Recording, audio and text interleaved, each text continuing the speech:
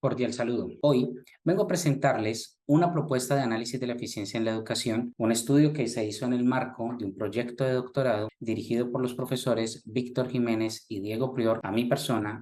Para introducir un poco la idea que vamos a presentar, es necesario entender varias cosas. Primero, para evaluar el sistema educativo en Colombia, el Instituto Colombiano para el Fomento de la Educación Superior, conocido como ICFES, realiza unas pruebas al finalizar la etapa de educación media secundaria, conocida como la educación bachiller. Estas pruebas son conocidas como las pruebas Saber 11. Estas pruebas, aunque no son obligatorias, establecen un planteamiento como punto de partida para dar inicio a las instancias de educación superior. De otro lado, el Ministerio de Educación Nacional en Colombia es el órgano de establecer todo el contexto educativo en Colombia, es decir, todo lo que tenga que ver con educación en Colombia está enmarcado bajo la batuta del Ministerio de Educación Nacional. En este sentido, uno de sus objetivos principales es el de encaminar la calidad, la eficacia y la eficiencia de la educación en Colombia. Sin embargo, por lo general se enfoca es en la calidad de su educación, más no en la eficiencia de la misma. Cobra todo el sentido plantear dos situaciones. Primero, realizar una medición del desempeño académico en las instituciones educativas, es decir, una evaluación de la eficiencia. Como objetivos de estos estudios y de la presentación que vengo a plantearles el día de hoy, tenemos, en primer lugar, establecer la eficiencia de las instituciones educativas en Colombia. En segundo lugar, fortalecer el método Stone como una metodología de medición de eficiencia, particularmente en la línea de la educación. Las dos técnicas más fuertes o más importantes en este aspecto de métodos de frontera son, en primer lugar, el método paramétrico, que es un modelo fundamentado en el análisis de frontera estocástica, conocido como SFA, el cual permite capturar los errores estocásticos que están atribuidos a la ineficiencia y a factores externos. De otro lado, el no paramétrico, que es un modelo fundamentado en el análisis envolvente de datos, el DEA, permite estimar la frontera mediante técnicas de programación lineal, programación matemática, sin suponer a priori algún tipo de contexto funcional de producción. ¿De acuerdo? Sin embargo, para este estudio, la situación se enmarcó en el método Stone. El método Stone es un método semiparamétrico que de alguna u otra manera trata de fusionar un modelo paramétrico y un modelo no paramétrico, tomando ventajas que los dos plantean. En este contexto, el método Stone establece lo siguiente. Primer paso, aplicar el estimador CNLS para estimar la salida media condicional de la esperanza del output dado los inputs.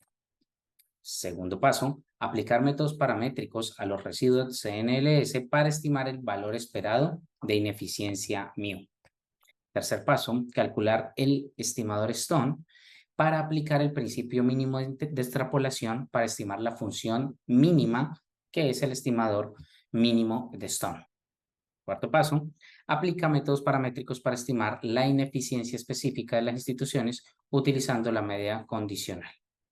Este es, a grosso modo, el planteamiento que hace el modelo Stone. Ahora, ¿de dónde se obtuvieron los datos y las fuentes para poder llevar a cabo este estudio? Los datos tuvieron que ver con los resultados de las pruebas Saber 11 desde 2016 hasta 2019. Este periodo de tiempo se tomó con base en el último periodo de administración local departamental, que fue el año de 2016 a 2019. Se tomó una muestra de 552.673 estudiantes de 9.202 instituciones educativas en Colombia, de las cuales 5.834 fueron entidades públicas y 3.378 son instituciones privadas. Se tomaron instituciones educativas de 1.009 municipios de Colombia repartidos en los 33 departamentos. Cabe resaltar que son 32 departamentos los existentes en Colombia, pero se tomó la ciudad capital, Bogotá, como un departamento más. Por eso se trabajan con 33 departamentos. Las fuentes fueron, en primer lugar, la base de datos del ICFES y, en segundo lugar, la base de datos del Departamento Administrativo Nacional de Estadísticas, DANE. El 58.50% de las instituciones educativas presentan coeficientes de eficiencia técnica en la producción educativa. ¿De acuerdo? Podría decirse, es más de la mitad. Sin embargo, si lo vemos de manera contraria, uno podría decir es casi la mitad que está presentando o no está presentando eficiencia técnica. Más aún, si se tiene en cuenta que solo el 2,80% de las instituciones que presentan eficiencia son instituciones públicas. Además, el 3,25% de estas instituciones son instituciones que se encuentran en zona rural.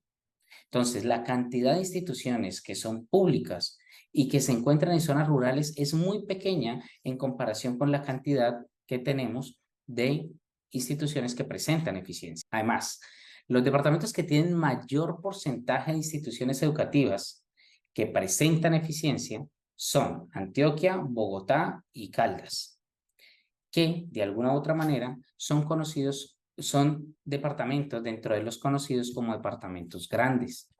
Ahora, los departamentos que menor porcentaje de instituciones educativas presentan son San Andrés, Guaviare, Vaupés, Bichada, Guainía. ¿Qué indica esto? Que es posible que el desarrollo de la gestión en las instituciones educativas en estos departamentos no sea la adecuada y por lo tanto la eficiencia que estén logrando no corresponde a la que debería de estarse dando en promedio en todo el resto del país. ¿Qué podemos concluir de este estudio? Las conclusiones las podemos encaminar en 3 líneas. En primer lugar, el método Stone es un método estable, es un método consistente, es un método confiable, es un método que permite realizar la medición de la eficiencia sin colocar condiciones muy fuertes para su desarrollo y establece una frontera de eficiencia que prevalece sobre fronteras de funciones con otros métodos. Esto claramente nos permite o nos abre un nuevo camino en el contexto de la medición de eficiencia, en particular en la línea de educación, para poder llegar a comparar resultados con otro tipo de mediciones que se han realizado, teniendo en cuenta, obviamente, situaciones base con las condiciones y los datos a trabajar. En segundo lugar, se tiene una ligera ventaja entre las instituciones educativas que presentan eficiencia técnica y aquellas que no. Como les dije hace un momento, solo el 58% de las instituciones educativas presentan eficiencia. Es decir, cerca del 42% no presentan eficiencia técnica en sus desarrollos y en sus gestiones. Con base en esto, podemos afirmar que la optimización de los recursos no está siendo la más adecuada.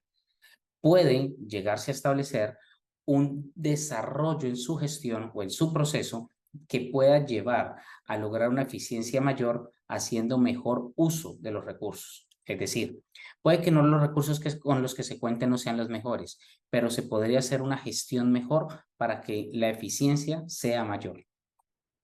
Es por eso que las instituciones que menos eficiencia presentan son aquellas instituciones de naturaleza oficial, es decir, las instituciones educativas públicas. Y en contexto territorial, las que menor eficiencia presentan son las instituciones de zonas rurales. Esto establece que es mucha la gestión y la directriz que hace falta por parte de secretarías de educación para encaminar el proyecto de educación establecido en los marcos presentados inicialmente. Y como tercero y último punto, se logra abrir una brecha en el estudio de por qué este tipo de situaciones se están dando. A manera de estudios futuros, se pueden llegar a establecer análisis de casos que permitan identificar por qué estas instituciones no están generando una eficiencia adecuada con los recursos. Repito, que aunque no pueden ser muchos, aún así no se está logrando la eficiencia. Muchas gracias.